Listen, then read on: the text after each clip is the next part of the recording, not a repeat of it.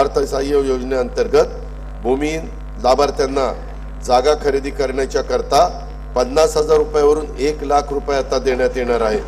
सर्वांसाठी घरे 2024 धोरणाअंतर्गत दिव्यांग व्यक्तींच्यासाठी नवीन घरकुल योजना राबवण्याचे प्रस्तावित आहे। पहिल्या टप्प्यात 34,400 लाभार्थ्यांना घरकुल योजनेचा लाभ देण्यास प्रस्तावित आहे।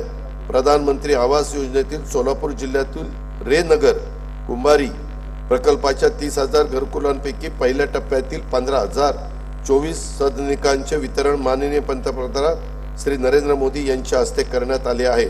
सफाई, पीडी, बांधकाम, वस्त्रोद्योग आदी क्षेत्रातील असंघटित कामगार या प्रकल्पाचे लाभार्थी आहेत। ऑटो रिक्षा, टॅक्सी, प्रवासी तथा व्यावसायिक वाहन चालक, क्लीनर, डबेवाले, विडी कामगार, हमाल, घरेलू महिला कामगार, मच्छीमार, घरोघरी वृत्तपत्र वाटणारे तसेच पशुसंवर्धन, यंत्रमाग, हातमाग, आरोग्य इत्यादी क्षेत्रातील कामगारांना विविध कल्याणकारी योजनांचा लाभ व्हावा यासाठी असंघटित कामगार कल्याण महामंडळ स्थापन करण्यात आलेले आहे।